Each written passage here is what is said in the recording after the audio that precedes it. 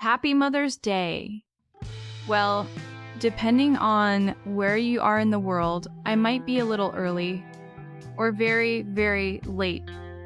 Here is something that might surprise you. While people in Brazil and the United States are busy getting ready for the big day this Sunday, millions of people in the United Kingdom already celebrated it back in March. And in Thailand, they do not celebrate until August. So, why does this date change so much depending on where you live? And how did one simple day of saying, "Thank you, Mom," turn into a global celebration full of gifts, flowers, songs, and feasts? Hi, I'm Nina. And today, we are going on a cultural journey around the world. We are going to discover how different countries say, "Thank you, Mom." And I promise you, some of these traditions are nothing like what you are used to. Stay with me until the end, because the last one is my absolute favorite. But before we travel the world together, I have a quick favor to ask. If this is your first time here, welcome. This channel is all about helping you improve your English through real topics, real vocabulary, and real conversations. If that sounds good to you, hit subscribe and give this video a like. It helps more learners find us, and it means the world to me. Okay, now let's go. Chapter 1. The Calendar Mystery. Let's start with the big question. Why is Mother's Day on a different date in so many countries? In most of the world, including the United States, Brazil, Canada, Australia, Germany, and Japan, Mother's Day falls on the second Sunday of May. This tradition was started by a woman named Jarvis in the early 20th century, and it spread quickly around the globe. But if you live in the United Kingdom or Ireland, things are different. They celebrate what is called Mothering Sunday, and it does not follow a regular calendar. It is connected to the Christian lunar calendar, specifically the fourth Sunday of Lent. That is why it usually lands in March. This tradition actually goes back to medieval times when families would travel to reunite at their mother church, which was the main cathedral in the region. Now, check this out. In Thailand, Mother's Day is always on August 12th. Why August? Because it is the birthday of Her Majesty Queen Sirikit, the beloved mother of the Thai nation. So on that day, Thais celebrate both royal reverence and maternal love at the same time. In Indonesia, it lands on December 22nd, right in the middle of the festive season. In Russia, it is the last Sunday of November. And in Ethiopia, there is no fixed date at all. Mother's Day there depends on when the rainy season ends. Talk about being unique, right? The point is, these are not random choices. Every day is connected to something deeper. A religion, a national history, a queen's birthday, or even the weather. Honoring mothers is timeless. But the timing?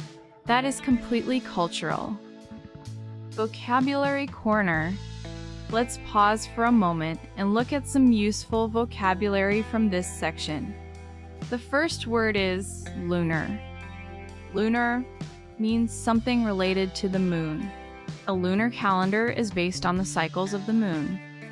For example, the date changes every year because it follows a lunar calendar. The next phrase is maternal love. Maternal means relating to a mother. Maternal love is the love a mother has for her children. For example, the red carnation is a symbol of maternal love in Japan. And finally, reverence.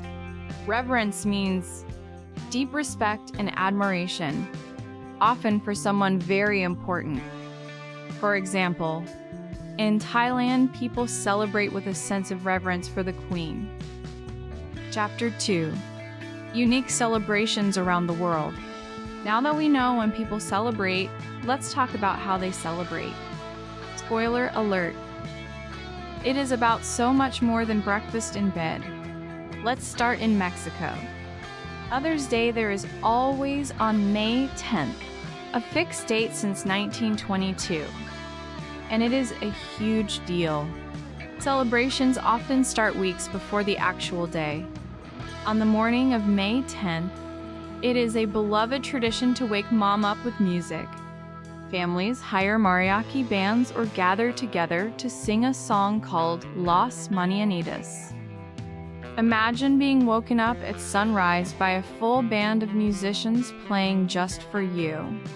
The whole day continues with big family parties, tamales, mole sauce, and dancing that lasts until dawn. The energy is pure celebration, communal joy, and love out loud. Now let's travel to Japan. There, Mother's Day is called Haha no Hai, which means Mother's Day in Japanese. It falls on the second Sunday of May, same as in the US, but the celebration feels very different. It is quieter, more intimate. Children give their mothers red carnations, which represent sweetness and purity. If a mother has passed away, white carnations are given instead. It is a deeply meaningful tradition rooted in ancient Japanese flower festivals. And now my personal favorite. In Ethiopia, Mother's Day is part of a massive 3-day festival called Antrosht. It happens in the fall, when the rainy season finally comes to an end. Families travel from near and far to reunite. Daughters bring vegetables and spices. Sons bring the meat. And together, everyone cooks a traditional feast, singing and dancing the whole time. It is not just a day. It is a community celebration of motherhood across generations. And just for fun, here is a surprising one.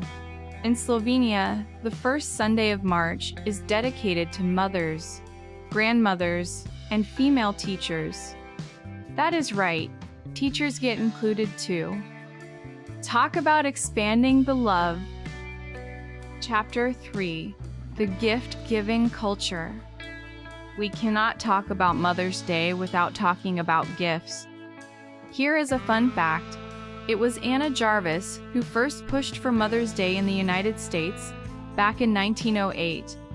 She wanted to honor her own mother with simple white carnations, her mother's favorite flower. Her vision was all about heartfelt gestures, not spending money. But fast forward to today. Americans alone spend over $30 billion on Mother's Day every year. Globally, it has grown into a multi-billion-dollar industry. Anna Jarvis herself was actually horrified when she saw how commercial it became. She spent the last years of her life campaigning against it. But here is what is interesting.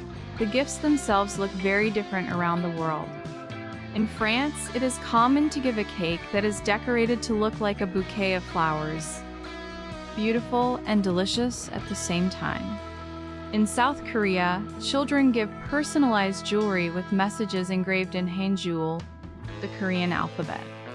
This tradition ties into deep Confucian values of respect for elders. In Argentina, moms receive facturas, which are sweet, freshly baked pastries. Because nothing says, "I appreciate you" quite like warm baked goods on your special day. In Serbia, there is a funny and adorable tradition. Children actually tie up their mother on Mother's Day. She has to pay her way out with treats and small gifts. I love that one. And in Ethiopia, gifts tend to be practical. New clothes or handmade scarves. A reflection of resourcefulness and deep care. The underlying idea is always the same, no matter the country or the price tag. It is about reciprocity. Mothers give so much, every single day, all year long, and Mother's Day is the world's way of trying to give a little of that back. Speaking of giving, I want to share something special with you. I have put together a digital library designed specifically for English learners like you. Inside, you will find literature books organized by level, so you can always read at the right challenge. There are grammar books for extra practice, Kindles with helpful features like built-in dictionaries, and audiobooks to support your listening comprehension. This library is going to keep growing over time. And if you have book suggestions, I would love to hear them. Leave your ideas in the comments below. The link is in the description and pinned in the first comment. Check it out after the video. Chapter 4. The Universal Thread. We have traveled from Mexico to Japan, from Ethiopia to Serbia, and here is what I find so beautiful about all of it. The how is completely different everywhere you go, but the why is always the same. Whether it is a 3-day feast in Ethiopia, a mariachi band in Mexico, a delicate carnation in Japan, or a handmade card from a child in Brazil, every single tradition is trying to say the same thing. Thank you. We see you. We love you. From quiet teas in the United Kingdom to all-night dancing in Mexico, the common thread is always presence. Time together is the real gift. And that is something that crosses every border, every language, and every calendar. Listener challenge. Now I want to hear from you. How do you celebrate Mother's Day? Do you have a special tradition? A song, a meal, a gift you always give? Tell me in the comments. I read every single one, and I reply as often as I can. And here is your challenge this week. Write your comment in English.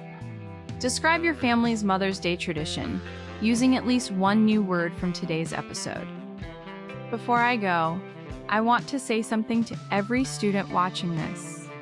Learning a new language is not easy. It takes patience. It takes courage.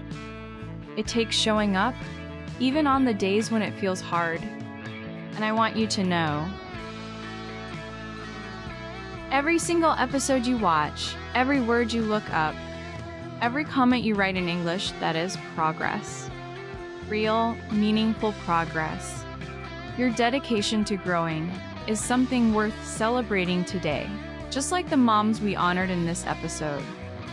So thank you for being here. Thank you for learning with me.